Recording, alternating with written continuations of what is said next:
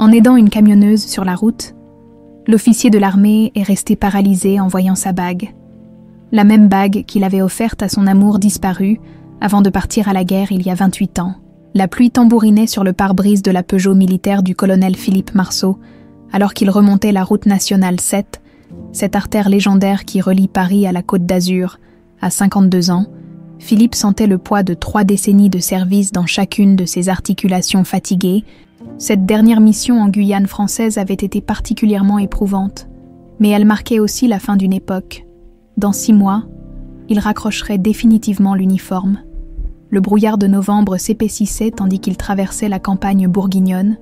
Les vignobles dénudés s'étendèrent de chaque côté de la route, leurs sarments noirs griffant le ciel gris comme des cicatrices anciennes. Philippe ajusta le rétroviseur et aperçut ses propres rides naissantes, ces marques du temps qu'il n'avait jamais eu le loisir d'observer durant ses longues absences. « Merde !» murmura-t-il en apercevant les feux de détresse clignotant au loin. Un semi-remorque était arrêté sur la bande d'arrêt d'urgence, capot relevé, vapeur s'échappant du moteur comme un dragon blessé. Philippe ralentit instinctivement. 30 ans d'armée lui avaient appris qu'on ne laisse jamais quelqu'un en détresse au bord de la route. Surtout par un temps pareil, il se gara derrière le camion et coupa le moteur. La silhouette qui s'affairait près du capot portait une salopette de travail et une casquette enfoncée jusqu'aux yeux. Philippe descendit de sa voiture, remontant le col de sa veste militaire pour se protéger de la bruine glaciale. « Vous avez besoin d'aide !» cria-t-il par-dessus le bruit du vent. La silhouette se redressa brusquement, surprise. C'était une jeune femme aux cheveux châtains qui s'échappèrent de sa casquette, le visage maculé de cambouis. Elle le dévisagea avec méfiance. Ses yeux verts scrutant l'uniforme avec cette défiance naturelle qu'ont certaines personnes envers l'autorité. « Ça va aller ?»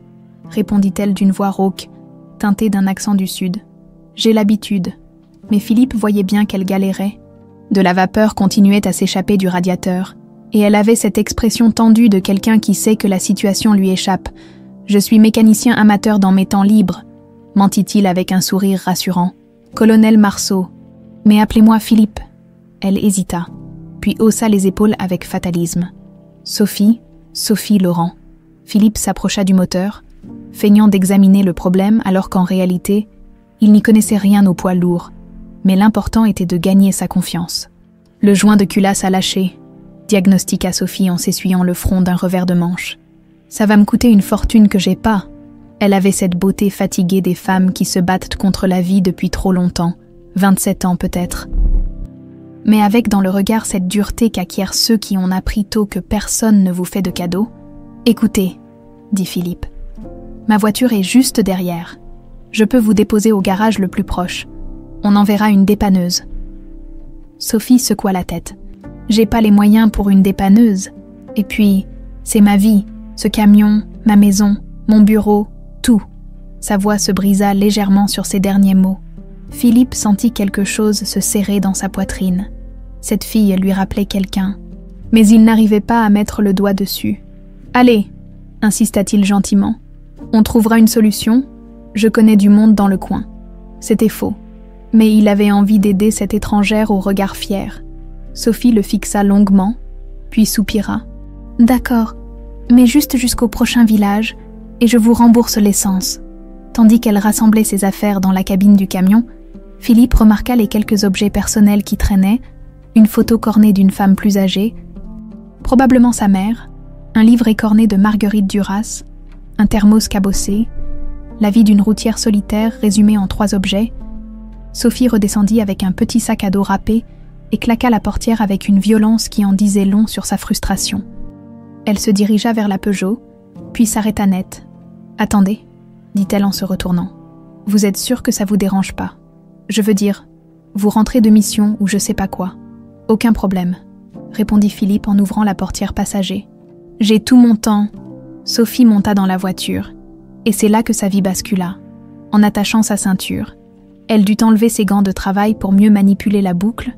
Ses mains étaient fines malgré les cales du métier, et sur l'annulaire droit brillait un anneau qui fit l'effet d'un coup de massue à Philippe, un anneau d'argent serti d'une petite émeraude, exactement identique à celui qu'il avait offert à Isabelle Fournier il y a 28 ans, la veille de son départ pour la frontière allemande, un bijou unique qu'il avait fait fabriquer sur mesure chez un joaillier de Montparnasse.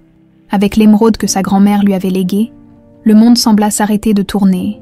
Philippe sentit le volant lui glisser des mains et dut se ressaisir pour ne pas emboutir la glissière. Le sang battait à ses tempes si fort qu'il craignit que Sophie l'entende. « Ça va ?» demanda-t-elle inquiète.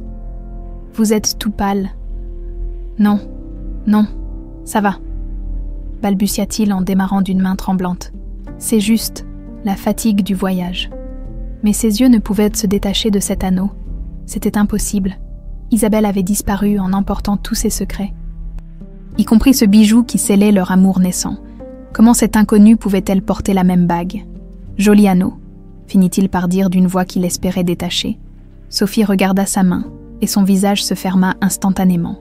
Elle remit ses gants avec des gestes brusques. « C'était à ma mère », lâcha-t-elle d'un ton sec qui ne tolérait aucune question.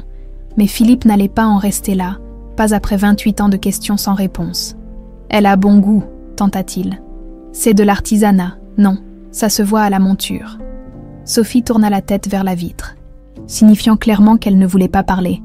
Mais Philippe avait appris la patience dans l'armée. Il conduisit en silence pendant quelques kilomètres, laissant la tension retomber. « Désolée », finit par murmurer Sophie. « C'est juste que...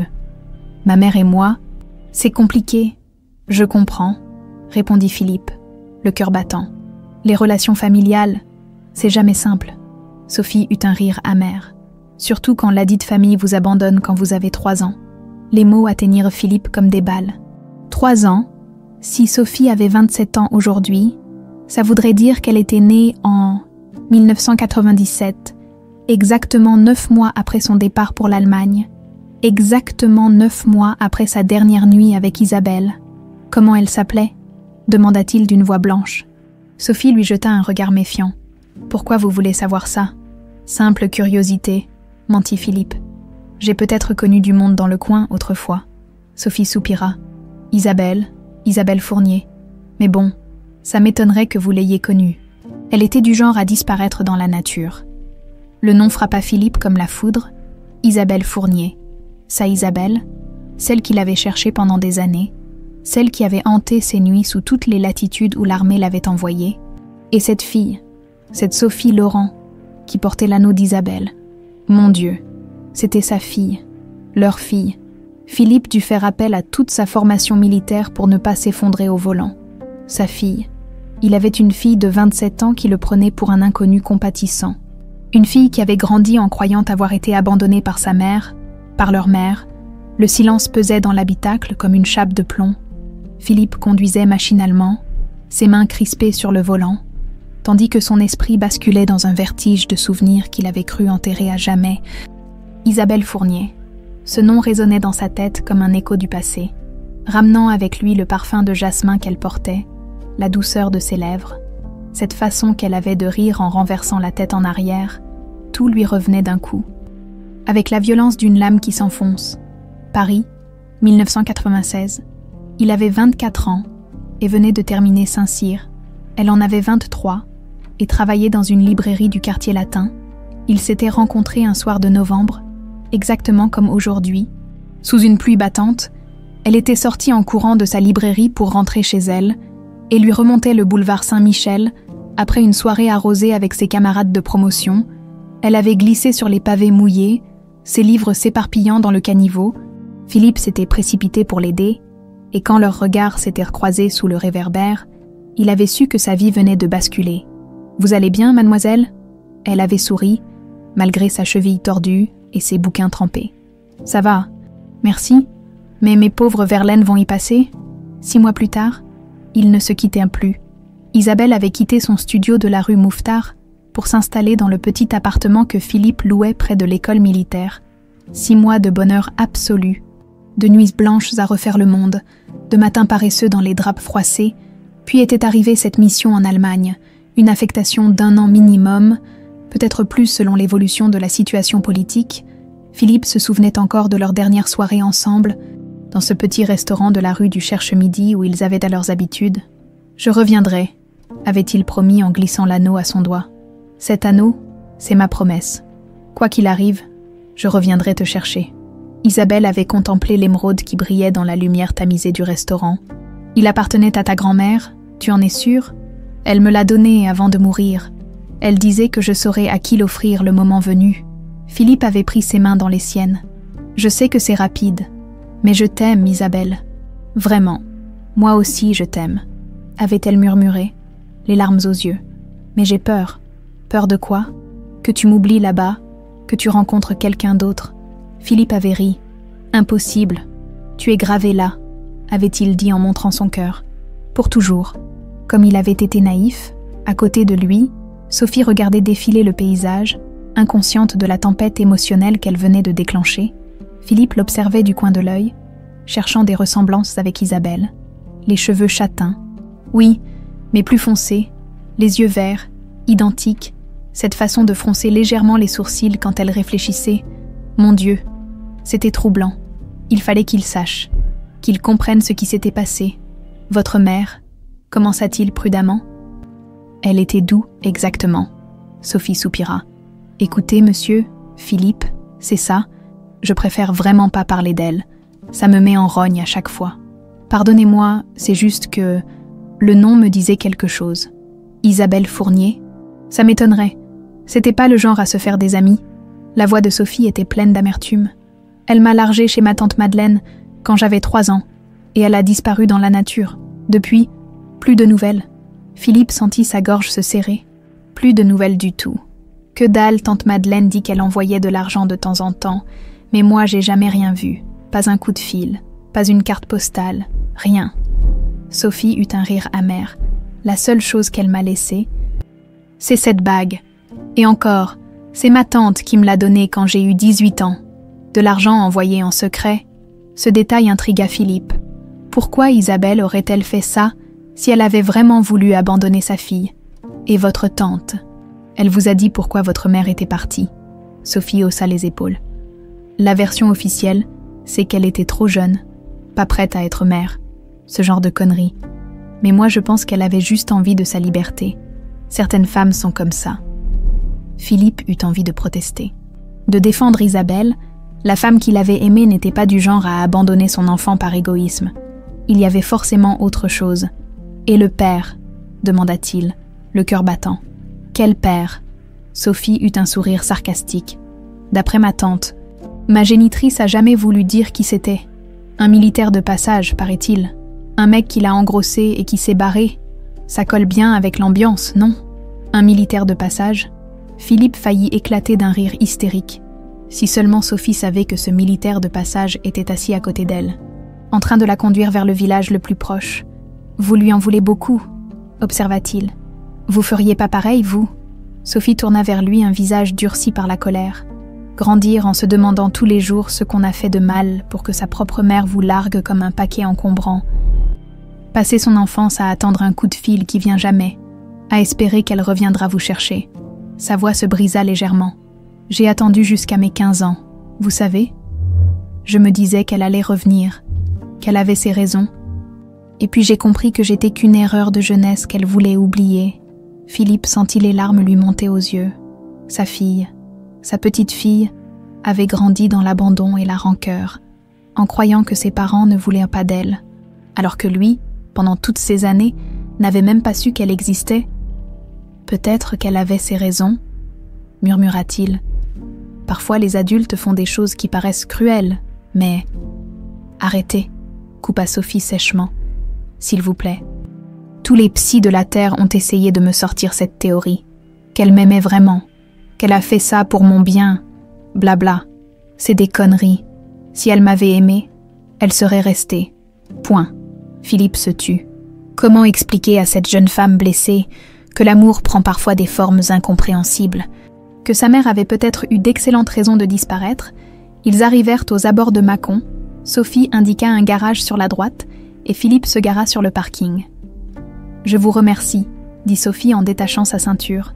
« Vraiment, c'est pas souvent qu'on croise des gens serviables comme vous. » Elle descendit de voiture, puis se pencha vers la vitre ouverte. « Au fait, si jamais vous passez dans le coin et que vous voyez mon bahut sur la route, n'hésitez pas à klaxonner, je vous paierai un verre. » Philippe hocha la tête. Incapable de parler, Sophie s'éloigna vers le garage d'un pas décidé, son sac sur l'épaule. Il la regarda partir.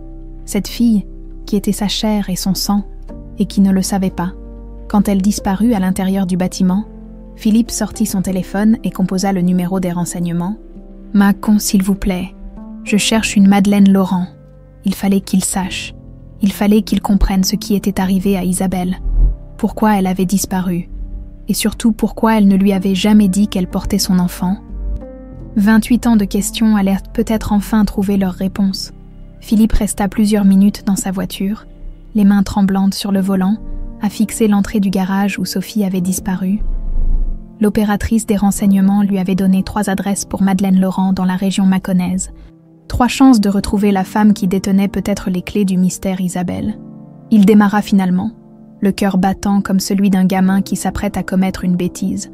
Mais après 28 ans d'interrogation, il n'allait pas renoncer maintenant. Pas quand sa fille, venait de ressurgir dans sa vie par le plus grand des hasards. La première adresse le mena dans une maison de retraite.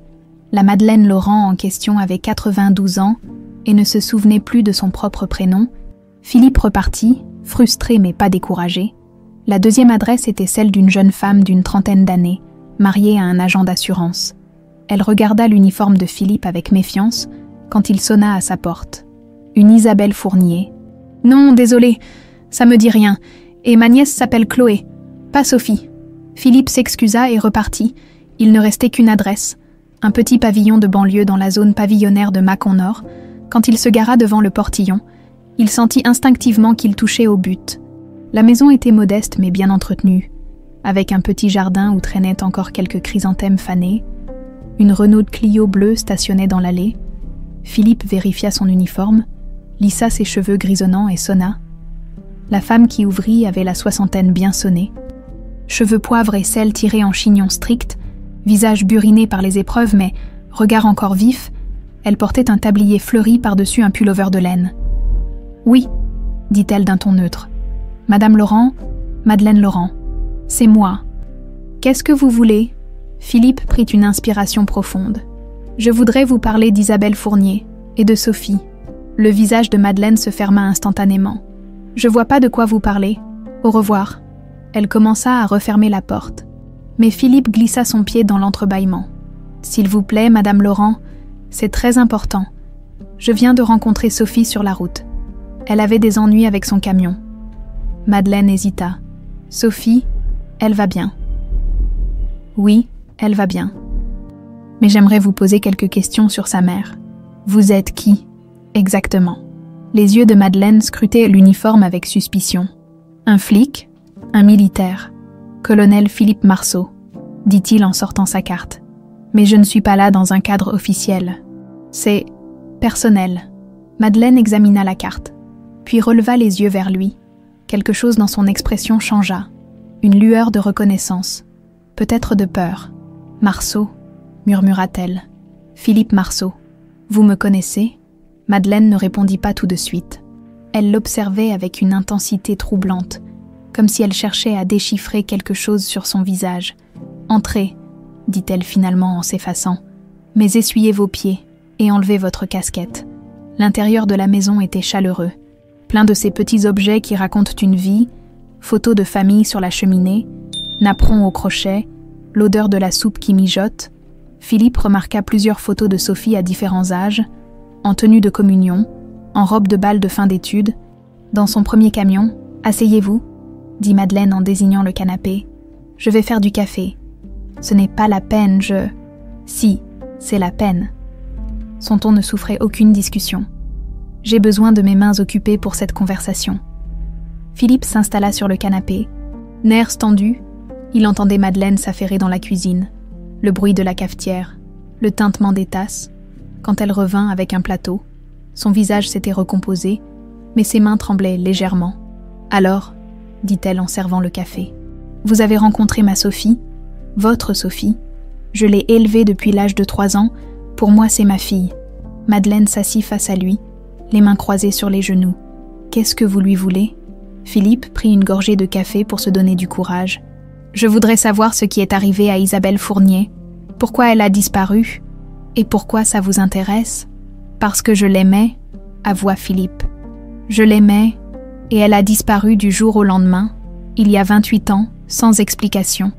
Madeleine resta silencieuse un long moment. « Vous étiez le militaire, dit-elle finalement, celui qui devait partir en Allemagne. » Philippe faillit renverser sa tasse. « Vous, Isabelle, vous avez parlé de moi. » Bien sûr qu'elle m'avait parlé de vous. Elle ne parlait que de ça, de son Philippe qui allait revenir la chercher. Madeleine eut un sourire triste. Elle était folle amoureuse. Ça se voyait comme le nez au milieu de la figure.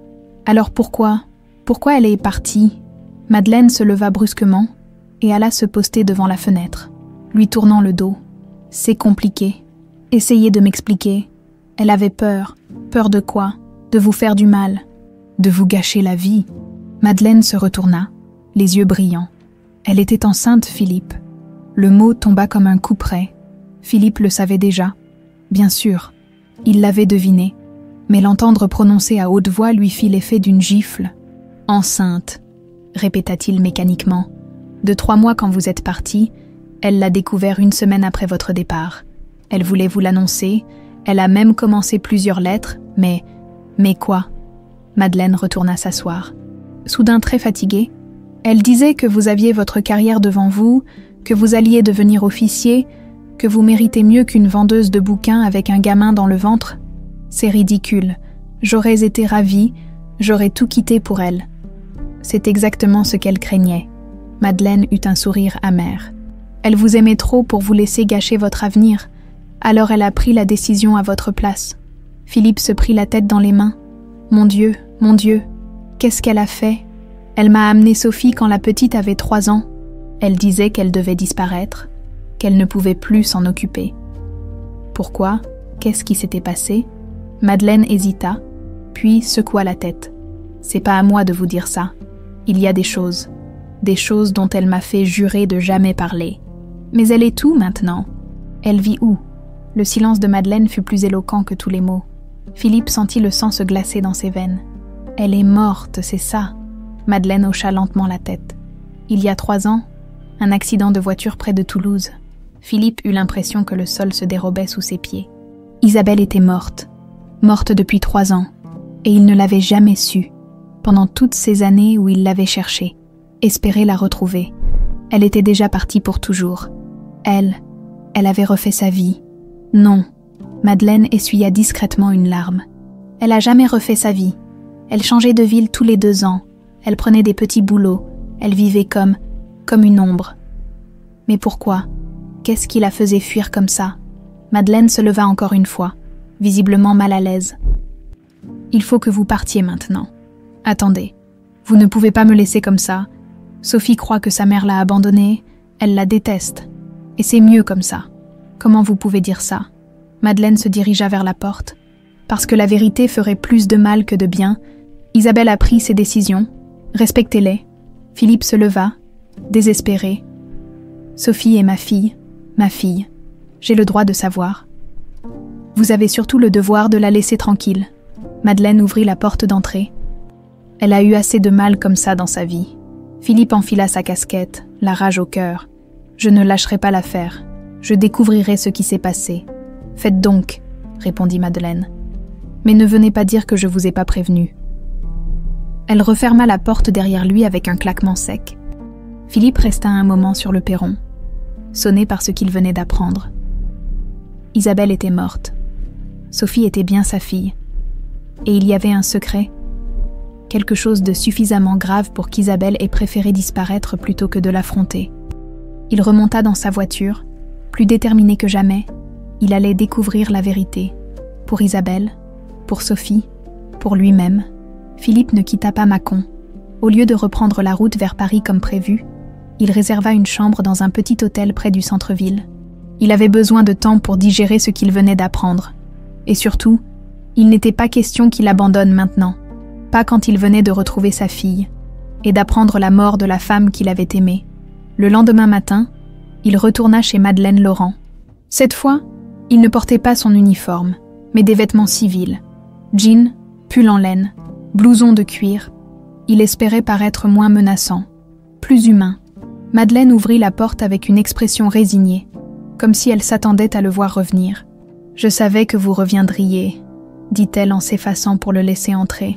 Isabelle disait que vous étiez têtue comme une mule. Elle parlait souvent de moi. demanda Philippe, en s'installant sur le même canapé que la veille. Tout le temps, Madeleine alla chercher du café sans qu'il le demande. Même après toutes ces années, elle parlait encore de vous, de ce que vous deveniez, si vous aviez fondé une famille, si vous étiez heureux. Elle aurait pu me contacter, j'étais pas difficile à trouver dans l'armée. C'est bien ce qui l'empêchait de le faire. Madeleine revint avec le café, l'air plus détendu qu'hier. Asseyez-vous confortablement, Philippe, parce que ce que je vais vous raconter, c'est pas beau à entendre. Philippe sentit son estomac se nouer. Je vous écoute. Madeleine prit place face à lui, ses mains ridées entourant sa tasse comme pour y puiser de la force. Quand Isabelle a découvert qu'elle était enceinte, elle était folle de joie. Elle m'appelait tous les jours pour me parler de vous, du bébé, de la vie que vous alliez construire ensemble quand vous reviendriez d'Allemagne. Et alors, qu'est-ce qui s'est passé? Elle travaillait toujours à la librairie. Vous savez, celle du quartier latin, le patron était un type louche, Gérard quelque chose. Il vendait des livres, certes, mais il avait d'autres activités. Philippe fronça les sourcils. Quel genre d'activité? Du trafic? De la drogue? Surtout. Il utilisait la librairie comme couverture, et il cachait la marchandise dans les colis de livres qu'il expédiait en province. Isabelle était au courant. Pas au début. Elle était naïve. Elle voyait le mal nulle part. Mais au bout de quelques mois, elle a commencé à se poser des questions. Pourquoi ce type recevait autant de visiteurs bizarres? Pourquoi il lui interdisait d'ouvrir certains cartons? Madeleine but une gorgée de café, les yeux dans le vague. Un soir de février 97, Isabelle travaillait tard. Elle devait faire l'inventaire, elle entendait des voix dans la réserve, alors elle s'est approchée pour voir ce qui se passait. Et elle a vu son patron en train de négocier avec deux types, une grosse livraison d'héroïne, paraît-il.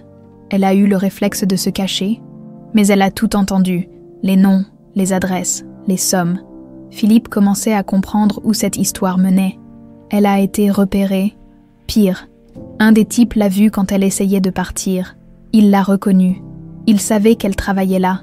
Le lendemain, son patron l'a virée en prétextant des compressions budgétaires. Mais Isabelle avait compris le message. Elle aurait dû aller voir la police. Madeleine eut un rire amer. C'est ce que je lui ai dit. Mais Isabelle était enceinte de 6 mois. Elle n'avait pas de travail, pas de famille à part moi. Et elle était terrorisée, ces gens-là. Ils rigolent pas. Ils l'ont menacée. Oh oui, d'abord des coups de fil anonymes, puis ils ont commencé à la suivre. Elle changeait de trajet tous les jours pour rentrer chez elle. Elle regardait sans arrêt par-dessus son épaule. Elle dormait plus, elle mangeait plus. J'avais peur qu'elle perde le bébé. Philippe sentit la colère monter en lui.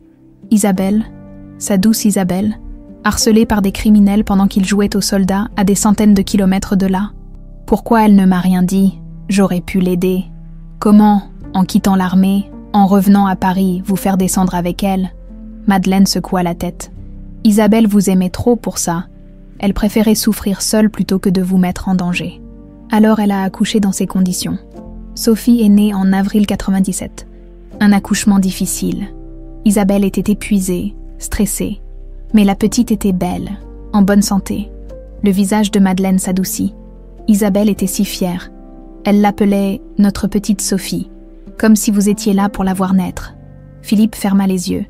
Imaginant la scène, sa fille venant au monde sans qu'il le sache, Isabelle seule face à cette immense responsabilité, les menaces ont continué après la naissance. Pire, ils avaient découvert où elle habitait. Ils ont commencé à rôder autour de l'immeuble. Un jour, Isabelle a trouvé un mot glissé sous sa porte. « Jolie gamine, ce serait dommage qu'il lui arrive quelque chose. » Philippe eut envie de frapper quelque chose. Salaud. C'est là qu'Isabelle a pris sa décision. Elle pouvait accepter de vivre dans la peur. Mais pas de mettre Sophie en danger, alors elle me l'a amenée. Mais pourquoi ne pas avoir porté plainte à ce moment-là? Madeleine le regarda avec pitié. Vous croyez vraiment que la police se serait intéressée au témoignage d'une petite vendeuse de livres contre un réseau de trafiquants? Dans les années 90, la lutte anti-drogue, c'était pas la priorité. Et puis, Isabelle avait pas de preuves, juste sa parole. Donc elle a préféré abandonner sa fille. Elle a pas abandonné Sophie, s'écria Madeleine avec véhémence. Elle l'a sauvée. Elle me l'a confié en me promettant qu'elle reviendrait la chercher dès que le danger serait passé. Et moi, dans tout ça, pourquoi elle ne m'a jamais contactée ? Madeleine soupira. Parce qu'elle savait que si elle vous disait la vérité, vous auriez tout quitté pour venir la protéger, et qu'il vous aurait tués tous les deux. Philippe resta silencieux un long moment, essayant de digérer toutes ces révélations. Isabelle n'avait pas disparu par caprice ou par peur de l'engagement. Elle avait sacrifié son bonheur et celui de sa fille pour les protéger tous. Elle a vécu comment après ça ? Comme une fugitive, elle changeait de ville tous les ans, parfois plus souvent, elle prenait des petits boulots au noir, elle vivait dans des chambres de bonne, des meublés miteux, elle m'envoyait de l'argent quand elle pouvait. Pour Sophie. Sophie ne sait rien de tout ça. Rien. Isabelle m'a fait jurer de jamais lui dire. Elle voulait que Sophie grandisse normalement, sans avoir peur. Mais du coup, Sophie croit que sa mère l'a abandonnée. Oui. Madeleine avait les larmes aux yeux. Et ça me tue de la laisser penser ça. Mais c'est ce qu'Isabelle voulait. Philippe se leva et fit quelques pas dans la pièce. Ces types, le réseau, ils existent toujours. Je sais pas, ça fait longtemps, tout ça. Et Isabelle, comment elle est morte exactement ? Madeleine hésita. Un accident de voiture près de Toulouse. Elle rentrait de son travail. Il pleuvait, elle a dérapé. Quelque chose dans le ton de Madeleine alerta Philippe. Vous êtes sûr que c'était un accident ? C'est ce que dit le rapport de police. Mais vous, qu'est-ce que vous pensez ? Madeleine ne répondit pas tout de suite. Elle regardait par la fenêtre, les mâchoires serrées. Isabelle m'avait appelé la semaine avant sa mort, finit-elle par dire. Elle était bizarre, excitée, mais effrayée en même temps. Elle disait qu'elle pensait avoir trouvé un moyen de revenir, que le danger était peut-être passé. Qu'est-ce qu'elle avait trouvé ? Elle voulait pas me le dire au téléphone, elle devait venir me voir le week-end suivant pour tout m'expliquer. Madeleine se tourna vers lui, les yeux brillants de larmes. Elle est morte le vendredi soir, la veille de sa visite. Philippe sentit un frisson lui parcourir l'échine. Vous pensez qu'ils l'ont retrouvée ? Je sais pas. J'espère que non. J'espère vraiment que c'était juste un accident. Madeleine s'essuya les yeux avec son mouchoir. Mais maintenant vous comprenez pourquoi il vaut mieux que Sophie ne sache jamais la vérité. Si ces gens existent encore, Philippe comprenait. Mais il comprenait aussi qu'il ne pourrait pas faire comme si rien ne s'était passé. Sa fille était là, à quelques kilomètres, et elle avait le droit de connaître la vérité sur sa mère, et lui avait le droit d'être son père. Philippe quitta la maison de Madeleine avec la tête en ébullition. Tout ce qu'il venait d'apprendre bouleversait sa vision des événements. Isabelle n'était pas la femme égoïste et volage qu'il avait fini par imaginer dans ses moments de colère. Elle était une héroïne tragique qui avait sacrifié sa vie et son bonheur pour protéger leur enfant. Il retourna au garage où il avait déposé Sophie la veille. Le mécanicien, un homme bedonnant aux mains noires de cambouis, leva les yeux dessous un capot quand Philippe entra. « Vous cherchez quelque chose ? La jeune femme au camion ? Sophie Laurent ? Elle est toujours là. Ah, la routière. Ouais, elle dort dans sa cabine sur le parking. Le joint de culasse, c'est pour dans 2 jours minimum. Et encore, si je trouve la pièce. » Philippe ressortit et contourna le bâtiment. Effectivement, le semi-remorque de Sophie était garé à l'arrière, capot ouvert comme une gueule béante. Des rideaux étaient tirés dans la cabine. Philippe hésita, puis frappa doucement à la portière. « Sophie, c'est Philippe, le militaire d'hier. » Un bruit de mouvement, puis la portière s'ouvrit. Sophie apparut, les cheveux ébouriffés, encore en pyjama. Elle cligna des yeux dans la lumière du matin. « Philippe, qu'est-ce que vous faites là ? J'étais inquiet. Je voulais savoir si tout allait bien. » Sophie le regarda avec suspicion. « Vous étiez inquiet ?» Philippe réalisa à quel point sa présence pouvait paraître bizarre. « Enfin, je veux dire, j'avais du temps alors. Vous avez pas l'air du genre à perdre son temps pour une inconnue. » Sophie descendit de sa cabine et enfila une veste par-dessus son pyjama. « Qu'est-ce que vous voulez vraiment ?» La question directe prit Philippe de court. Comment expliquer qu'il venait de découvrir qu'elle était sa fille, qu'il venait d'apprendre que sa mère était morte en héroïne plutôt qu'en lâche ? « Je vous offre un café, » proposa-t-il. « Il y a un bistrot en face. » Sophie l'observa longuement. « D'accord, mais je me change d'abord. Tournez-vous. » Philippe obéit, entendant les bruits de vêtements derrière lui, quand elle lui dit qu'il pouvait se retourner. Sophie portait son jean et son pull de la veille. mais elle avait pris le temps de se coiffer et de se laver le visage. Ils traversèrent la rue et s'installèrent dans le petit café-tabac qui faisait face au garage. L'endroit sentait le pastis et les gitanes, avec ses banquettes en sky rouge et son zinc patiné par des décennies de coudes d'habitués. « 2 cafés », commanda Philippe au patron, un homme chauve qui lisait l'équipe derrière son comptoir. « Alors », dit Sophie en s'allumant une cigarette, « qu'est-ce qui vous tracasse tant que ça ?» Philippe tourna sa cuillère dans sa tasse, cherchant ses mots. « Hier, vous m'avez parlé de votre mère, Isabelle Fournier. » Le visage de Sophie se ferma aussitôt. « Et j'ai l'impression que vous la jugez sévèrement. Écoutez, Philippe. » Sophie tira une longue bouffée de cigarette. « Je sais pas ce que vous cherchez, mais ma mère et moi, c'est un sujet clos. Elle m'a abandonnée. Point. Y a rien d'autre à dire. Et si je vous disais qu'elle avait peut-être de bonnes raisons ?» Sophie eut un rire amer. « Quelle bonne raison? J'étais qu'un bébé, bon sang. Qu'est-ce que j'aurais pu faire de si terrible? Rien. Vous n'avez rien fait de terrible. » Philippe posa sa main sur la table, proche de celle de Sophie. « Mais peut-être qu'elle non plus. »« Ah ouais. Et d'où vous tenez ça ?» Philippe prit une inspiration profonde. « Parce que j'ai connu votre mère. » Le silence qui suivit fut assourdissant. Sophie resta figée, sa cigarette à mi-chemin entre ses lèvres et le cendrier. « Quoi ?»« J'ai connu Isabelle Fournier. Nous étions proches. » Sophie écrasa violemment sa cigarette. « Proches comment ?»« Nous étions ensemble avant mon départ pour l'Allemagne. » En 1996, les yeux de Sophie s'élargirent. Elle le dévisagea comme si elle le voyait pour la première fois. « Vous êtes lui, le militaire. » Philippe hocha la tête. « Je suis votre père, Sophie. » La gifle claqua si fort que les quelques clients du café se retournèrent. Philippe porta la main à sa joue, plus choqué par la violence du geste que par la douleur. « Espèce d'ordure !» siffla Sophie entre ses dents. « Espèce de salaud, vous vous pointez après 27 ans comme si de rien n'était. »« Sophie, laissez-moi vous expliquer. »« M'expliquer quoi ?»« Que vous avez engrossé ma mère et que vous vous êtes barré comme un voleur. » Sophie se leva si brusquement que sa chaise tomba, que vous l'avez laissée se démerder toute seule avec un gamin. « Non, ce n'est pas ce qui s'est passé. »« Ah non. Alors quoi ? Vous étiez où pendant 27 ans ?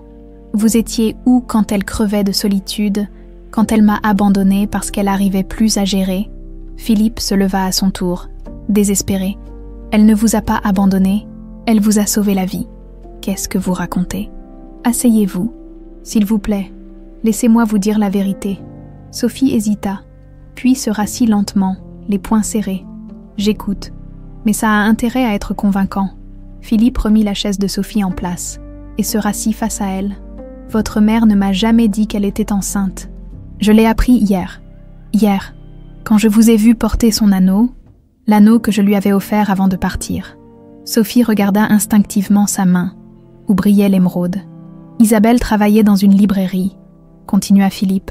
« Le patron était mêlé à un trafic de drogue. Elle a été témoin d'une transaction importante, et les trafiquants l'ont menacée. »« Des conneries ?»« Non, Sophie, pas des conneries, la vérité. » Philippe se pencha vers elle. « Ils l'ont menacée, elle et vous. Ils savaient où elle habitait. Ils connaissaient ses habitudes. Un jour, ils ont laissé un mot sous sa porte, en parlant de vous, de ce qu'il pourrait vous arriver. » Le visage de Sophie avait pâli. « Comment vous savez tout ça ? Votre tante me l'a dit. »« Madeleine. Tante Madeleine, vous avez été voir tante Madeleine. Hier soir, et ce matin aussi, elle m'a tout raconté, Sophie. Tout. » Philippe sentit sa voix se briser. « Votre mère ne vous a pas abandonné. Elle vous a confié à Madeleine pour vous protéger. Elle pensait que c'était temporaire, qu'elle pourrait revenir vous chercher une fois le danger passé. » Sophie secoua la tête. « Non, non, c'est impossible. Si c'était vrai, elle serait revenue. » Elle voulait revenir. Elle a vécu comme une fugitive pendant 24 ans, en changeant de ville tous les ans. En prenant des petits boulots au noir, elle envoyait de l'argent à Madeleine pour vous élever. « L'argent », murmura Sophie. « Elle vous aimait, Sophie. Elle vous aimait plus que tout. Et c'est exactement pour ça qu'elle n'a pas pu vous garder avec elle. » Les larmes coulaient maintenant sur les joues de Sophie. « Mais alors, pourquoi elle est jamais revenue ? Pourquoi elle m'a jamais contactée ?» Philippe prit la main de Sophie dans la sienne. Cette fois, elle ne la retira pas. Parce qu'elle est morte il y a 3 ans, dans un accident de voiture près de Toulouse. Sophie s'effondra. Ses épaules se mirent à trembler, et elle laissa échapper un sanglot rauque. Elle est morte. Oui, mais elle pensait à vous jusqu'au bout. Madeleine m'a dit qu'elle l'avait appelée la semaine avant sa mort. Elle pensait avoir trouvé un moyen de revenir. Elle allait venir voir Madeleine pour tout lui expliquer. Elle allait revenir. Sophie leva vers lui un visage baigné de larmes. Elle allait vraiment revenir. Oui, elle a vécu toute sa vie en attendant ce moment. Le moment où elle pourrait vous serrer dans ses bras et vous demander pardon. Sophie pleura en silence pendant de longues minutes. Philippe ne savait que faire, que dire, comment consoler une fille qu'il venait de retrouver, qui venait d'apprendre que sa mère n'était pas celle qu'elle croyait. « Pourquoi vous me dites ça maintenant ?» finit-elle par demander. « Pourquoi maintenant ? Parce que j'ai le droit de vous connaître, et vous avez le droit de savoir qui était vraiment votre mère. » Philippe serra sa main plus fort. « Et aussi parce que je vous aime déjà, Sophie. Vous êtes ma fille, et je vous aime. » Sophie le regarda longuement, les yeux rougis. « Vous allez encore disparaître. Comme elle. Jamais. Je ne vous laisserai plus jamais. » Pour la première fois depuis qu'ils se connaissaient, Sophie sourit, un sourire tremblant, fragile, mais sincère. « Papa », murmura-t-elle. Comme pour tester le mot, Philippe sentit son cœur exploser de joie. Les jours qui suivirent leur révélation au café furent étranges et intenses. Philippe avait prolongé son séjour à l'hôtel, prétextant des formalités administratives à régler avant sa retraite. En réalité, il ne pouvait pas se résoudre à quitter Mâcon, pas maintenant qu'il avait retrouvé sa fille. Sophie, de son côté, attendait que son camion soit réparé. Le mécanicien avait finalement trouvé la pièce nécessaire, mais l'installation prendrait encore quelques jours. Cette contrainte forcée leur donnait le temps d'apprendre à se connaître. Même si l'exercice se révélait plus difficile que prévu, ils se retrouvaient chaque matin au même café, partageant leur petit déjeuner dans un mélange de curiosité mutuelle et d'apprivoisement prudent. Philippe découvrait une jeune femme indépendante, têtue, marquée par l'abandon mais dotée d'une force de caractère qui lui rappelait douloureusement Isabelle.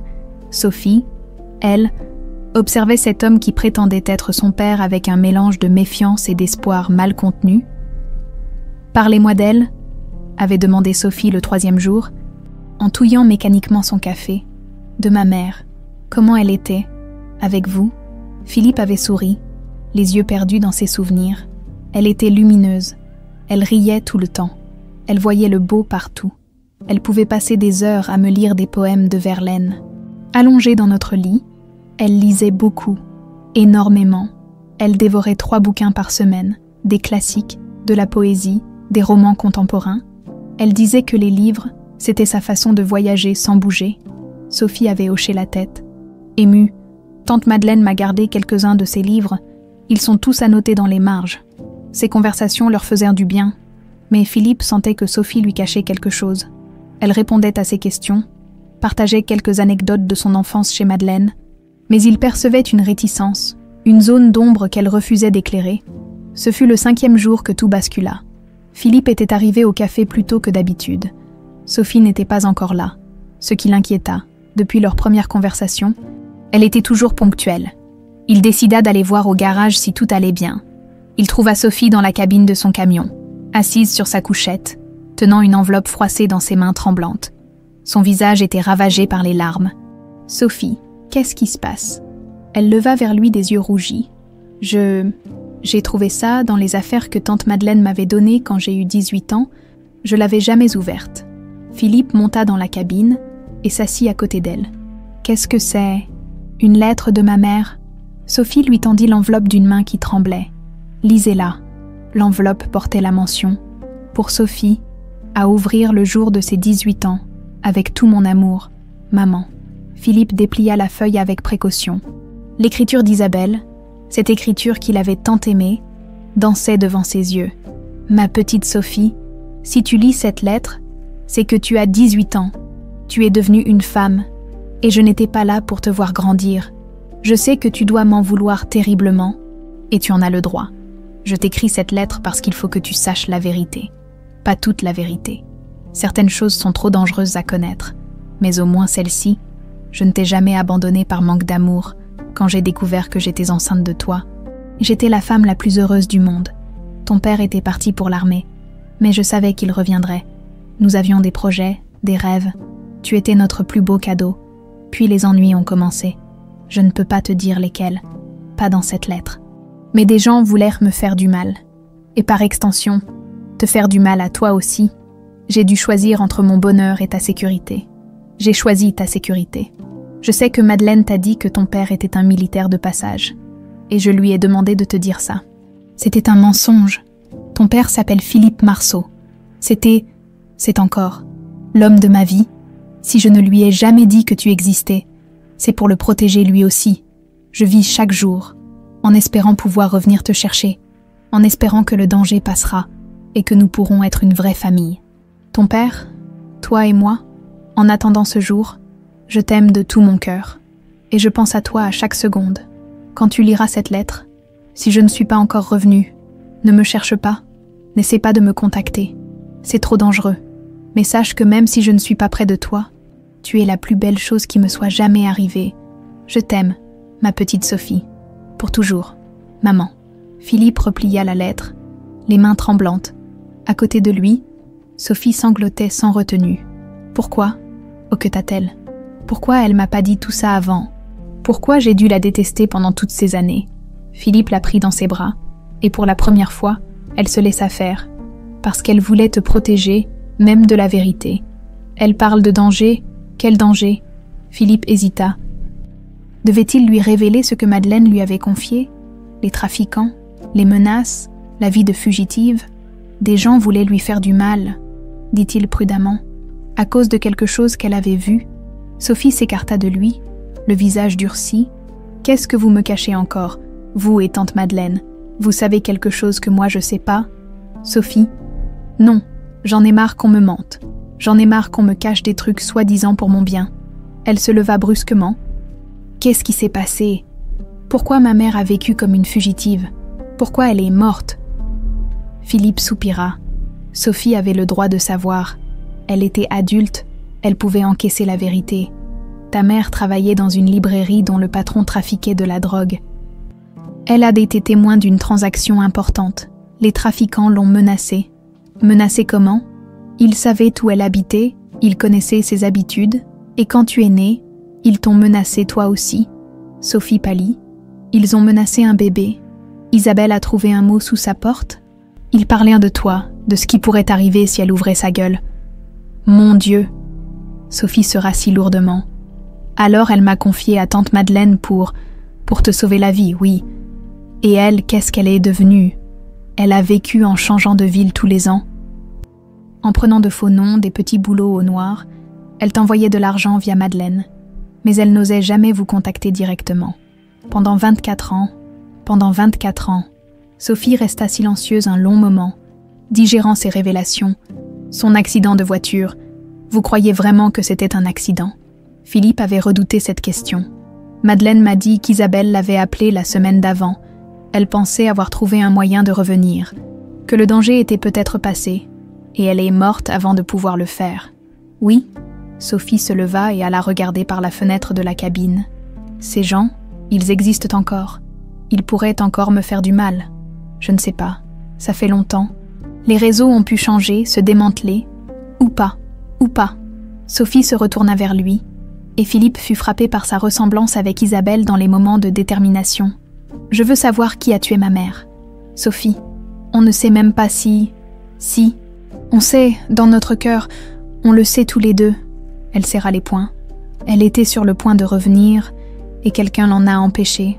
Je veux savoir qui. Philippe se leva et posa ses mains sur les épaules de sa fille.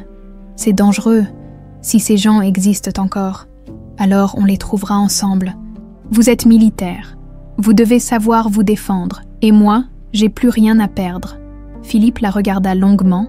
Dans ses yeux, il retrouvait la flamme d'Isabelle, cette détermination farouche qui l'avait fait tomber amoureux autrefois. « D'accord, » dit-il finalement. « On va découvrir la vérité, ensemble. » Sophie sourit pour la première fois depuis qu'ils s'étaient retrouvés. Un sourire qui ressemblait tant à celui de sa mère que Philippe sentit son cœur se serrer. « Merci, papa. » Ce mot, dans sa bouche, valait tous les trésors du monde. Le camion de Sophie fut réparé le lendemain. Philippe la regarda tester le moteur, admirant ses gestes précis et assurés. Elle avait cette façon particulière de caresser le volant, comme si le poids lourd était un animal qu'elle apaisait. « Il ronronne comme un chat », dit-elle avec satisfaction. « On va pouvoir partir à Toulouse. » Ils avaient décidé de commencer leur enquête par là où Isabelle était morte. Philippe avait utilisé ses contacts militaires pour obtenir une copie du rapport de police, et quelque chose le tracassait dans les détails de l'accident. « Vous êtes sûr que c'est une bonne idée ?» demanda Madeleine quand ils étaient venus la voir la veille, pour lui annoncer leur projet. Elle était assise dans son salon, les mains croisées sur les genoux. Le visage marqué par l'inquiétude, « Madeleine, » avait dit Philippe doucement, « Sophie a le droit de savoir. Et si vous réveillez des choses qui feraient de mieux de rester enterrée, si ces gens sont encore là ?» Sophie s'était penchée vers sa tante. « Tante Madeleine, j'ai vécu toute ma vie en pensant que ma mère ne m'aimait pas. Maintenant je sais que c'est faux, mais il me manque encore des morceaux. Je peux pas continuer à vivre avec des zones d'ombre. » Madeleine avait soupiré. « Isabelle me tuera si elle apprend que je vous laisse faire ça. »« Isabelle est morte, » avait répondu Sophie avec une tristesse infinie. « Et peut-être qu'en découvrant pourquoi, on pourra enfin lui rendre justice. » Maintenant, ils roulèrent vers Toulouse dans le camion de Sophie. Philippe, assis côté passager, découvrait le monde vu d'une cabine de poids lourd. Tout était différent d'ici. Les voitures paraissaient minuscules. Les paysages se déroulaient plus lentement. Et il y avait cette sensation de puissance maîtrisée qui ne lui déplaisait pas. « Vous avez toujours voulu être routière ?» demanda-t-il. Sophie sourit. « Non. Au début, je voulais être institutrice. J'aimais les gosses, j'avais de bonnes notes. Mais les études, ça coûte cher. Et tante Madeleine avait déjà fait beaucoup pour moi. Alors vous avez choisi la route. J'ai d'abord bossé dans un garage. J'apprenais la mécanique. Je réparais les voitures. Et puis un jour, un routier a eu des problèmes avec son bahut. Je l'ai aidé, on a discuté, et il m'a proposé de travailler avec lui. » Philippe observait le profil de sa fille concentré sur la route. « Vous regrettez ?»« Non, la route, ça me va. On est libre. On voit du pays, on rencontre du monde. Et puis, c'est Isabelle qui m'a donné le goût du voyage. » « Comment ça ?» Sophie eut un sourire nostalgique. « Les seuls souvenirs que j'ai d'elle, c'est quand j'étais toute petite. Elle m'emmenait parfois voir les trains à la gare. Elle me disait « Regarde Sophie, ils vont partout ces trains. Un jour, toi aussi tu pourras aller partout. » Philippe sentit sa gorge se serrer, même dans ses derniers moments avec sa fille. Isabelle lui donnait des rêves de liberté. Ils arrivèrent à Toulouse en fin d'après-midi. Sophie connaissait un routier qui louait des places de parking sécurisées à ses collègues. Elle gara son camion dans un entrepôt de la périphérie et ils prirent un taxi pour aller à l'hôtel que Philippe avait réservé. « 2 chambres », précisa-t-il au réceptionniste. Sophie lui jeta un regard amusé. « Vous avez peur que je m'enfuis ?»« Non, mais on se connaît depuis une semaine. Il faut qu'on apprenne à être père et fille. » Le lendemain matin, ils se rendirent au commissariat où l'enquête sur l'accident d'Isabelle avait été menée. Philippe avait appelé la veille pour prendre rendez-vous, se présentant comme un ancien collègue de la victime. L'inspecteur Durand était un homme bedonnant, approchant la retraite. Avec cette lassitude particulière des flics qui ont trop vu, il les reçut dans un bureau encombré de dossiers. « L'accident de Madame Fournier, oui, je m'en souviens. Pas parce que c'était spécialement marquant, mais parce que c'était il y a 3 ans et que j'ai une bonne mémoire. Qu'est-ce qui s'est passé exactement ?» demanda Sophie. Elle sortait de son travail, une boîte de nettoyage industriel dans la zone de Blagnac. Il pleuvait, la chaussée était glissante. Elle a perdu le contrôle de sa voiture dans un virage et s'est encastrée dans un platane. Des témoins? Non, la route était déserte à cette heure-là. C'est un jogger qui l'a trouvée le lendemain matin. Philippe fronça les sourcils. Le lendemain matin, l'accident a eu lieu le soir, vers 22h30, d'après nos estimations. Mais cette route, c'est pas très fréquenté la nuit, pas de maison aux alentours. Elle est morte sur le coup, demanda Sophie d'une voix blanche. L'inspecteur consulta le dossier. Non, d'après le légiste, elle a survécu quelques heures, si elle avait été trouvée plus tôt. Sophie ferma les yeux.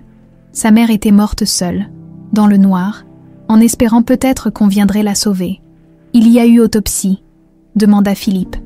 Bien sûr, routine dans ce genre d'accident. Durand tourna quelques pages. Rien d'anormal.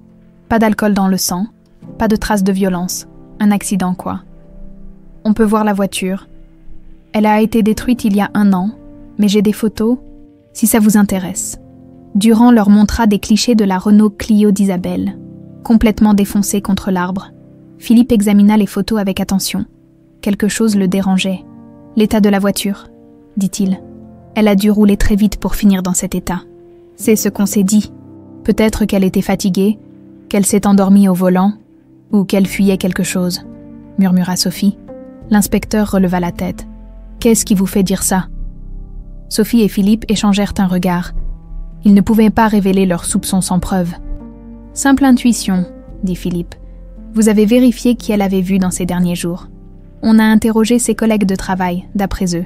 Elle était normale, peut-être un peu nerveuse, mais rien d'exceptionnel. Nerveuse. Elle posait beaucoup de questions sur ses anciens collègues. Paraît-il, elle voulait savoir qui travaillait encore là, qui était parti, ce genre de truc. » Philippe sentit son pouls s'accélérer. « Quels anciens collègues ? Aucune idée, mais si ça vous intéresse, vous pouvez aller voir son patron. La boîte existe encore. » Nettoiement plus, dans la zone industrielle. En sortant du commissariat, Sophie était silencieuse. Philippe voyait qu'elle luttait contre l'émotion. « Ça va aller ?» demanda-t-il. Elle était nerveuse dans ces derniers jours. Elle posait des questions sur d'anciens collègues. Sophie s'arrêta sur le trottoir. « Et si elle avait retrouvé quelqu'un qui était lié à son passé ? C'est possible. Il faut qu'on aille voir cette boîte de nettoyage. » Ils prirent un taxi pour se rendre dans la zone industrielle. Nettoiement plus occupait un bâtiment moderne dans un lotissement d'entreprise. Le patron, M. Ribeiro, était un homme d'une 50aine d'années au visage marqué par le travail. Isabelle. Oui, elle était bien, discrète, efficace. Sa mort nous a tous touchés. L'inspecteur Durand nous a dit qu'elle était nerveuse dans ces derniers jours, dit Philippe. M. Ribeiro hocha la tête. Elle posait beaucoup de questions sur l'équipe. Sur qui était là avant elle, qui était parti. Elle voulait voir les photos du personnel des années précédentes. « Pourquoi ?» demanda Sophie. Elle disait qu'elle pensait reconnaître quelqu'un. Quelqu'un qu'elle avait connu il y a longtemps. Philippe et Sophie échangèrent un regard électrique. « Elle a trouvé qui c'était ?» demanda Philippe. « Je crois. Oui. La semaine avant sa mort. Elle était toute excitée. Elle disait qu'elle allait pouvoir enfin rentrer chez elle. Retrouver sa famille. » Sophie sentit les larmes lui monter aux yeux. Sa mère avait vraiment voulu revenir. Elle était sur le point de le faire quand « Monsieur Ribeiro » dit Philippe. « Est-ce que vous pourriez nous montrer ces photos ?» L'homme hésita. « C'est pourquoi, exactement. Sophie est la fille d'Isabelle. Elle essaie de comprendre ce qui s'est passé. » Le visage de Ribeiro s'adoucit. « Oh mon Dieu, Isabelle parlait souvent de vous. Elle vous aimait tellement. » Il les conduisit dans son bureau et sortit d'un classeur plusieurs photos d'équipes prises au fil des années. « Elle a regardé celle-ci, » dit-il en désignant les clichés de 2018 à 2021. Et quand elle est arrivée à celle-là, il montra une photo de 2019. Elle est devenue blanche comme un linge. Elle a pointé un type du doigt et elle a dit « C'est lui ?» « Mon Dieu, c'est bien lui. » Philippe examina la photo. Une quinzaine de personnes en bleu de travail souriaient à l'objectif. « Lequel ?» demanda Sophie d'une voix tremblante. Ribeiro désigna un homme d'une 40aine d'années, aux cheveux noirs et au regard fuyant. Lui, Marchand. Il s'appelait. Enfin, c'est le nom qu'il donnait. Il a disparu du jour au lendemain, juste après qu'Isabelle l'ait reconnu. Philippe sentit le sang se glacer dans ses veines. L'homme sur la photo avait le visage de quelqu'un qui avait vu passer beaucoup d'argent sale. « Il travaillait ici depuis quand ?» demanda-t-il. « 2 ans.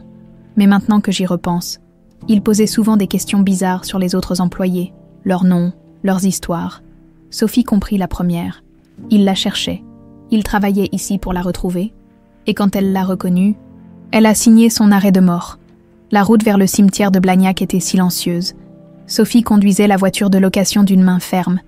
Mais Philippe voyait ses jointures blanchir sur le volant. Depuis leur découverte chez Ribeiro, elle n'avait pratiquement pas parlé. « Vous voulez qu'on remette ça à demain ?» proposa-t-il doucement. « Non. » Sa voix était rauque. « J'ai besoin de lui parler, de lui dire que je sais, maintenant. » Philippe hocha la tête. Il comprenait ce besoin. Lui-même avait des choses à dire à Isabelle.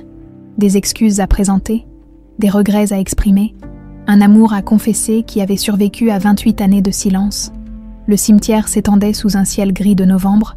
parsemés de cyprès et de tombes récentes. Ils eurent du mal à trouver la sépulture d'Isabelle. Elle était dans le carré des indigents, marquée d'une simple plaque métallique portant son nom et ses dates de naissance et de mort. Isabelle Fournier, 1973-2021. Certains amours survivent à tout. Sophie s'agenouilla devant la tombe et posa sa main sur la terre encore meuble. « Salut maman », murmura-t-elle. Philippe resta debout derrière elle, les mains dans les poches, gorge serrée par l'émotion. 28 ans qu'il cherchait Isabelle, et il la retrouvait dans un cimetière de banlieue, sous 3 pelletées de terre toulousaine. « Je lui ai apporté ça », dit Sophie en sortant de son sac l'anneau à l'émeraude. « Je pense qu'elle aimerait le récupérer. »« Non », dit Philippe en posant une main sur son épaule. « Gardez-le, c'est elle qui vous l'a donné. Mais c'était votre cadeau. Et maintenant ? C'est le sien pour vous. » Sophie remit l'anneau à son doigt et caressa doucement la plaque mortuaire. « Maman, je te demande pardon. Pardon de t'avoir détesté. Pardon d'avoir cru que tu ne m'aimais pas. » Sa voix se brisa. Philippe s'agenouilla à côté d'elle et passa un bras autour de ses épaules. « Elle le sait, dit-il. Elle a toujours su que vous l'aimiez. J'espère. » Sophie essuya ses larmes d'un revers de manche. « Je lui ai aussi amené quelqu'un. » Elle regarda Philippe avec un sourire fragile. « Papa est là, maman. Il m'a retrouvée, comme tu l'espérais. » Philippe sentit les mots monter de ses tripes, chargé de 28 ans de regrets et de questions sans réponse. « Isabelle, » commença-t-il d'une voix tremblante. « Je ne sais pas si tu peux m'entendre, mais il faut que je te dise, je suis désolée de ne pas avoir été là quand tu avais besoin de moi. Désolée de ne pas avoir su que tu étais enceinte. Désolée de ne pas t'avoir protégée. » Il prit une poignée de terre et la laissa couler entre ses doigts. « J'aurais tout quitté pour toi, tu sais, l'armée, ma carrière, tout. Si tu me l'avais demandé, je serais restée. » « Mais c'est exactement pour ça qu'elle ne vous l'a pas demandé, » dit Sophie doucement. « Elle vous aimait trop pour ça. Je sais, maintenant je sais. » Philippe posa sa main sur la tombe. « Mais bordel, Isabelle, pourquoi tu ne m'as jamais fait confiance? Pourquoi tu as préféré souffrir seule ?» Le vent fit bruisser les feuilles des cyprès. Dans ce murmure, Philippe crut entendre la voix d'Isabelle, cette façon qu'elle avait de dire son nom quand elle voulait le rassurer. « Elle avait peur, » dit Sophie. « Peur pour vous, peur pour moi. Elle a cru bien faire. Et elle a vécu 24 ans en enfer à cause de ça. Mais elle nous a sauvé la vie. À tous les deux. » Philippe regarda sa fille, cette femme forte et courageuse qui était le plus beau cadeau qu'Isabelle lui ait fait sans qu'il le sache. « Vous lui ressemblez tellement, » murmura-t-il. « Cette façon de relever le menton quand vous êtes déterminé, cette manie de vous mordre la lèvre quand vous réfléchissez. » Sophie sourit à travers ses larmes. « Tante Madeleine dit que j'ai vos yeux quand je suis en colère. » Nos yeux, elle a nos yeux. Ils restèrent silencieux quelques minutes, chacun perdu dans ses pensées. C'est Sophie qui rompit le silence. « Il faut qu'on retrouve ce marchand. » Philippe hocha la tête. « L'inspecteur Durand va nous aider. Maintenant qu'on a un suspect, il va rouvrir l'enquête. Et s'il refuse, on se débrouillera. J'ai des contacts dans la police. Des anciens de l'armée reconvertis, on le trouvera. » Sophie se leva et épousseta ses genoux. « Vous pensez qu'il est encore en vie? Probablement, les types comme ça, ils savent comment disparaître et refaire surface ailleurs. Mais pourquoi? Pourquoi la tuer après toutes ces années? Elle représentait plus un danger pour personne. » Philippe réfléchit. Sauf si elle avait découvert quelque chose, ou si elle était sur le point de parler. La semaine avant sa mort, elle avait appelé tante Madeleine. Elle disait qu'elle pouvait enfin rentrer. Peut-être qu'elle pensait que le réseau était démantelé, que les témoins de l'époque étaient tous morts ou en prison. Sauf que Marchand était là, et qu'il l'attendait. Philippe frissonna. L'idée que sa fille puisse être la prochaine cible lui était insupportable. « Sophie, il faut qu'on soit prudent, si ce type est encore en liberté. Il sait que j'existe. Je ne sais pas, mais il a pu faire le rapprochement, votre nom de famille, votre âge. » Sophie releva le menton avec cette détermination qu'elle tenait d'Isabelle. « Tant mieux qu'il vienne, au moins, on en finira. » « Non. » Philippe la prit par les épaules. « On ne va pas utiliser ma fille comme appât.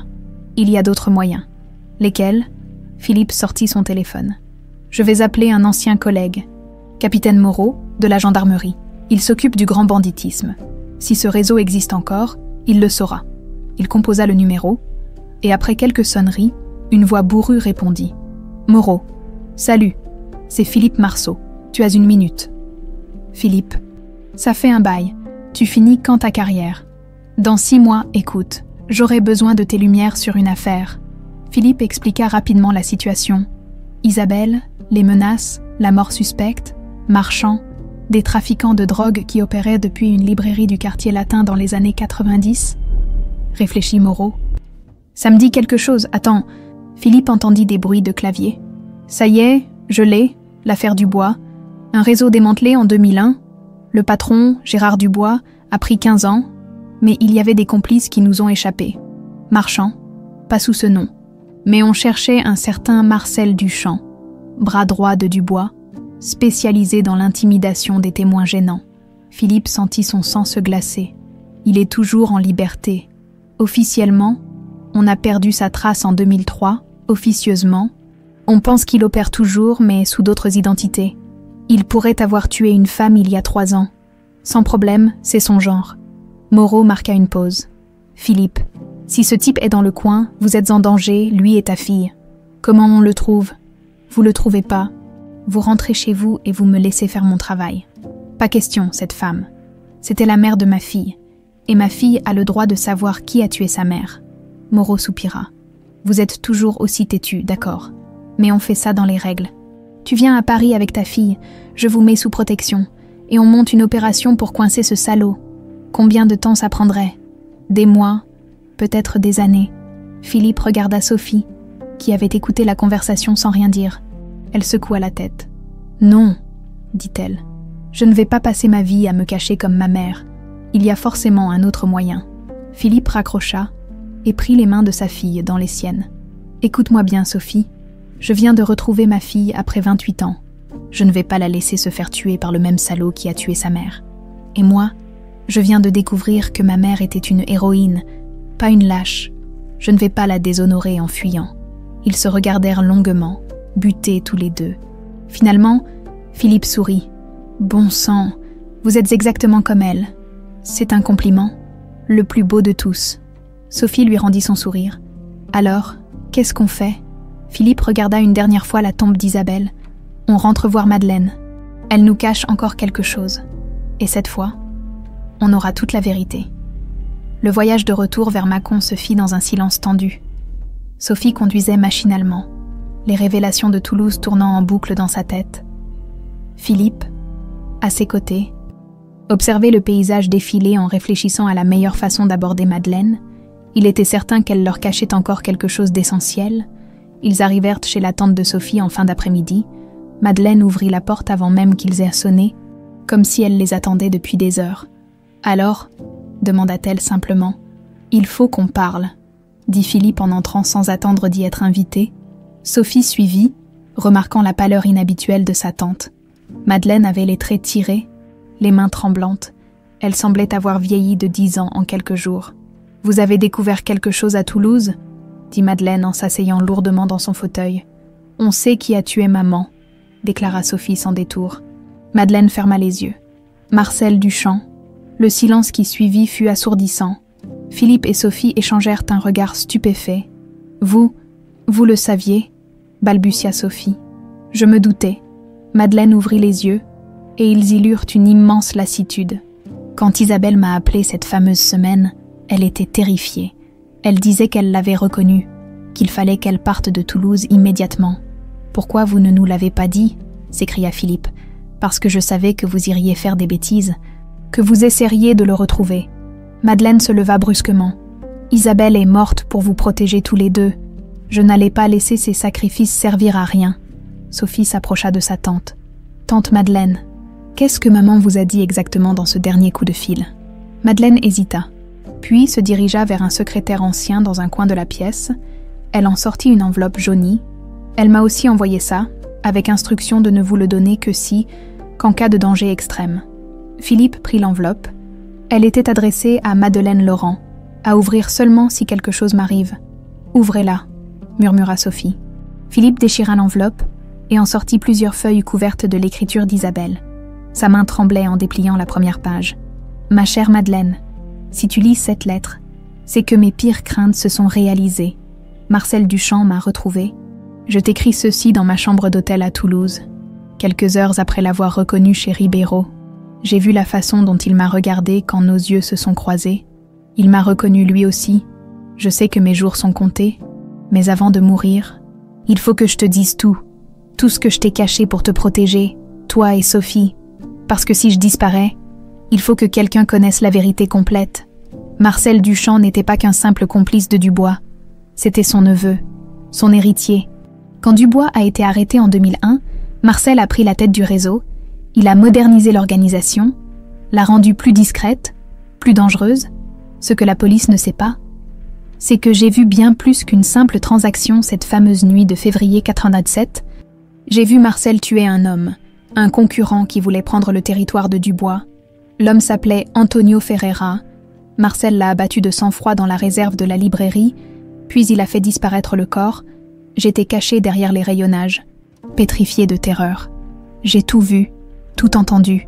C'est pour ça qu'il me traque depuis 24 ans, pas seulement parce que j'ai vu le trafic de drogue, mais parce que je suis le seul témoin d'un meurtre, le seul obstacle à l'impunité totale de Marcel.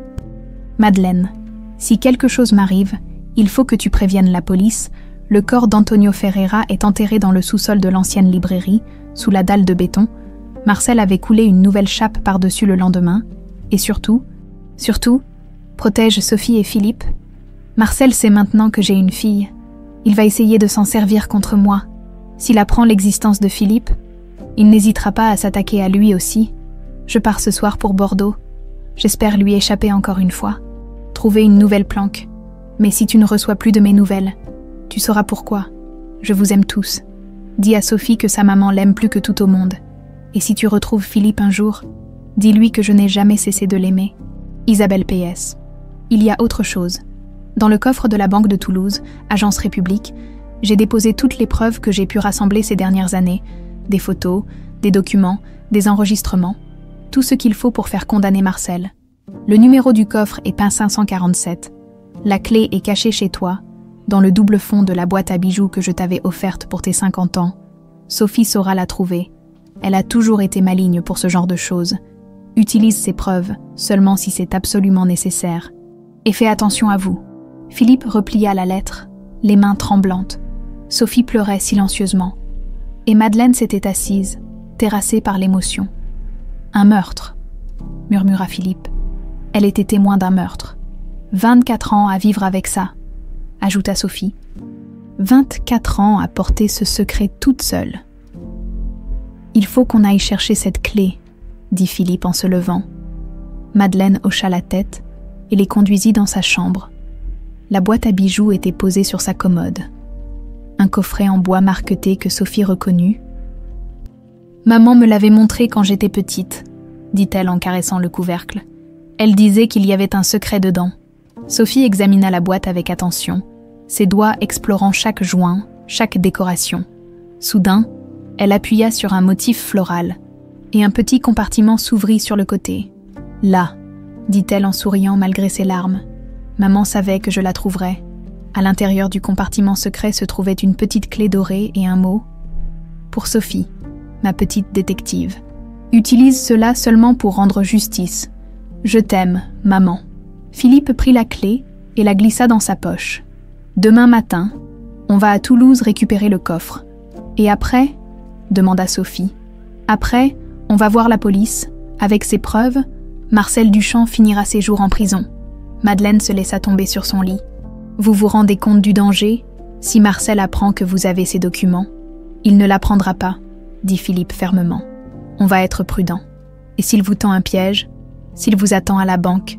Philippe regarda sa fille, puis Madeleine. « Alors on affrontera le danger ensemble, comme une famille. » Sophie prit la main de son père. « Maman a passé sa vie à fuir. Moi, je ne fuirai pas.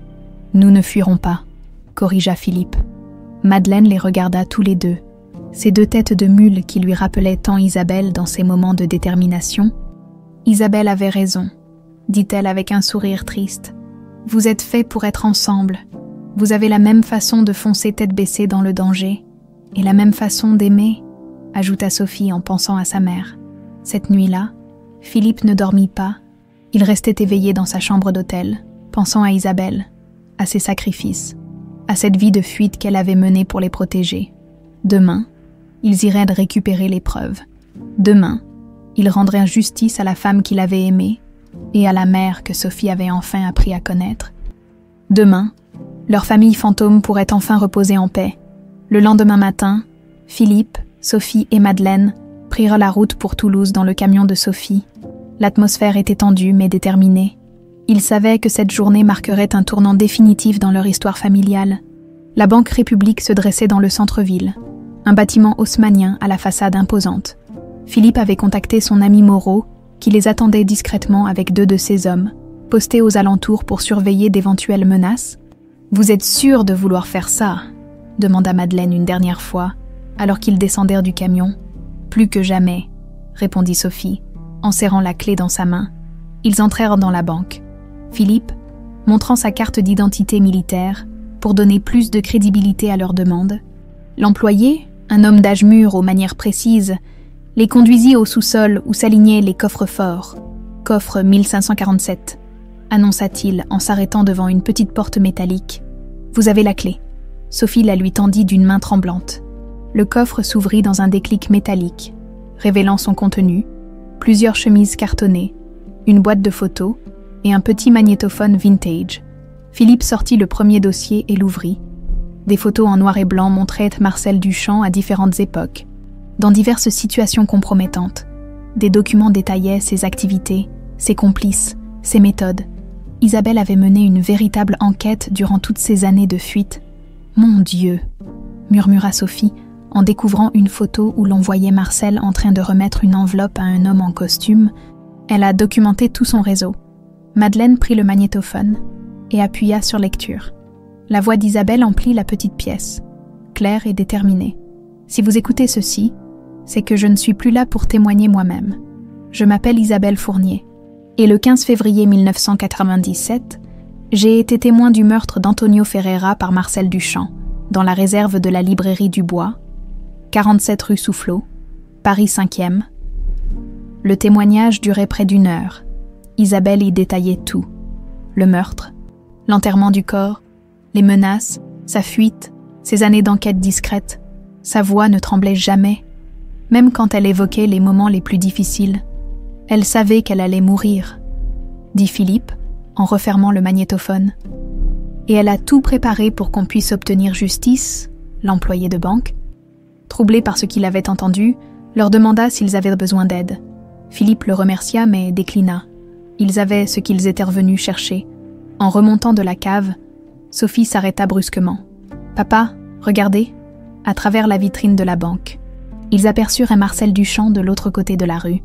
Il était plus âgé que sur les photos, les cheveux gris, mais c'était indubitablement lui. Il les observait, un sourire mauvais aux lèvres. « Il nous a suivis », murmura Madeleine. Philippe sortit son téléphone et composa le numéro de Moreau. « Il est là, en face de la banque. On arrive, sortez par l'arrière et rejoignez votre camion. On s'occupe de lui. » Mais quand il contournera le bâtiment pour accéder à la sortie arrière, Marcel les attendait. Appuyé contre le camion de Sophie, il n'était plus seul. 2 hommes l'accompagnaient, visiblement armés. « Bonjour Isabelle », dit-il en s'adressant à Sophie avec un sourire glacial. « Tu lui ressembles énormément. Ta maman avait les mêmes yeux déterminés. Laissez-la tranquille », gronda Philippe en s'interposant. Marcel éclata de rire. « Et voilà le fameux Philippe, le grand amour d'Isabelle. Tu sais qu'elle parlait de toi vers la fin. Elle répétait ton nom avant de mourir. » Sophie sentit la rage exploser en elle. « Sale ordure, vous l'avez torturée. » « Torturée ? Non, pas du tout. Je lui ai juste demandé où elle avait caché les preuves. Malheureusement, elle est morte avant de pouvoir me le dire. » Marcel fit un pas vers eux. « Mais vous venez de me montrer où elles étaient ?» Philippe calculait rapidement leurs chances. 3 contre 3. Mais les hommes de Marcel étaient armés. Il fallait gagner du temps. Espérer que Moreau arrive. « Qu'est-ce que vous voulez ?» demanda-t-il. « Les documents, évidemment, et votre silence définitif. Vous n'aurez rien du tout, » cracha Sophie. Marcel sortit un pistolet de sa veste. « Dommage, j'espérais qu'on pourrait s'arranger à l'amiable. » C'est à ce moment que les sirènes retentirent. 3 voitures de police surgirent dans la ruelle, bloquant toutes les issues. Moreau en descendit. armes au poing. « Police, jetez vos armes !» Marcel regarda autour de lui, évaluant la situation. Ses complices hésitèrent, puis posèrent leurs pistolets au sol. Mais Marcel, lui, tenait toujours Sophie en joue. « Reculez tous, ou je la descends. »« Papa, » murmura Sophie sans bouger. « Dans la poche intérieure de ma veste, il y a un couteau. Vous pouvez l'attraper. » Philippe comprit. 30 ans d'entraînement militaire prenaient le dessus. D'un geste fluide, il sortit le couteau et le lança. La lame se planta dans la main de Marcel, qui laissa tomber son arme en hurlant.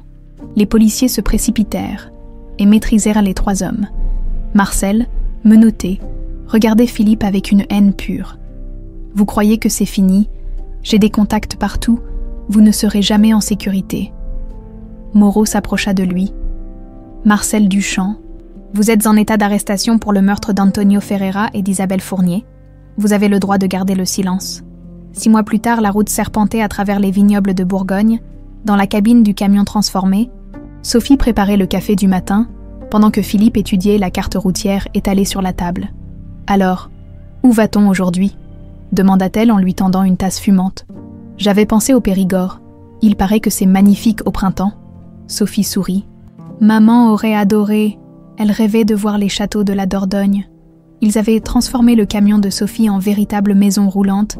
Philippe avait vendu son appartement parisien et investi l'argent dans l'aménagement. Une vraie kitchenette, un coin salon, 2 couchettes séparées par une cloison amovible, c'était devenu leur foyer commun, leur façon d'honorer la mémoire d'Isabelle en parcourant ensemble toutes les routes qu'elle avait dû emprunter seule. « Tu as eu des nouvelles du procès ?» demanda Sophie. Marcel a pris perpétuité. Ses complices entre 15 et 20 ans, le réseau est démantelé. Philippe posa sa main sur celle de sa fille. « C'est fini, Sophie, vraiment fini. Grâce à maman, grâce à vous deux, elle vous a donné le courage de vous battre. » Sophie regarda par la fenêtre le paysage qui défilait. Sur la table, la photo d'Isabelle trônait à côté du livre de Verlaine qu'elle avait légué à sa fille. L'anneau à l'émeraude brillait à son doigt, plus symbole d'amour que de douleur désormais. « Papa, vous regrettez parfois cette vie de routard, au lieu de votre retraite tranquille ?» Philippe éclata de rire. « Tu plaisantes. J'ai retrouvé ma fille. J'honore la mémoire de la femme que j'aimais et je découvre la France comme je ne l'avais jamais vue. C'est le plus beau cadeau que la vie pouvait me faire. » Sophie démarra le moteur. Alors, en route pour le Périgord. En route pour le Périgord, le camion s'ébranla doucement, emportant ses 2 occupants vers de nouveaux horizons.